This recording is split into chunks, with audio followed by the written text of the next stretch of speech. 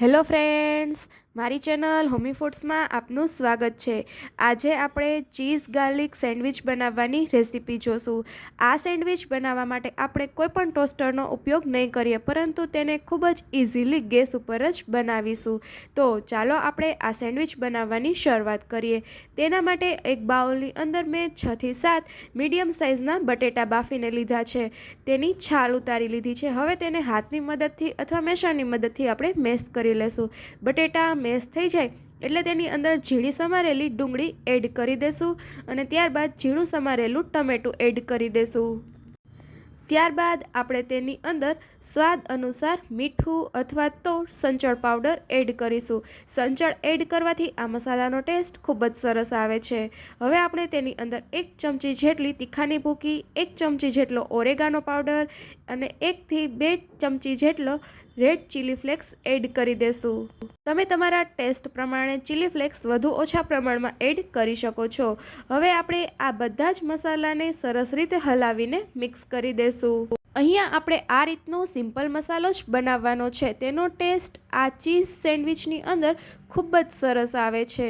તો આપણો આ બધો જ મસાલો છે તે હલાવીને તૈયાર થઈ ગયો છે। હવે તેને સાઈડ પર મૂકી દેશું અને એક બીજા બાઉલની અંદર આપણે બટર લેશું। અહીંયા તમે હોમમેડ બટર પણ રૂમ ટેમ્પરેચર ઉપર રાખીને યુઝ કરી શકો છો। મેં બજારમાં મળતું બટર લીધું છે। હવે આપણે તેની અંદર લસણની પેસ્ટ એડ કરી દેશું। અહીંયા તમે લસણ શેકીને તેની પેસ્ટ બનાવીને પણ લઈ શકો છો। તેનો એકદમ સ્મોકી ટેસ્ટ આવે છે। તો હવે આપણે આ બટરની અંદર લસણને સરસ રીતે હલાવીને મિક્સ કરી દેશું અને તેને હલાવાઈ જાય ત્યારબાદ તેને સાઈડ પર મૂકી દેશું। હવે આપણે બ્રેડની સ્લાઇસ લેશું।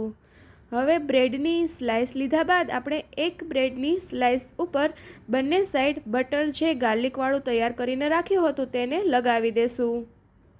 આ સેન્ડવિચની અંદર આપણે બ્રેડની બંને બાજુ ગાર્લિકવાળું બટર લગાવવાનું છે।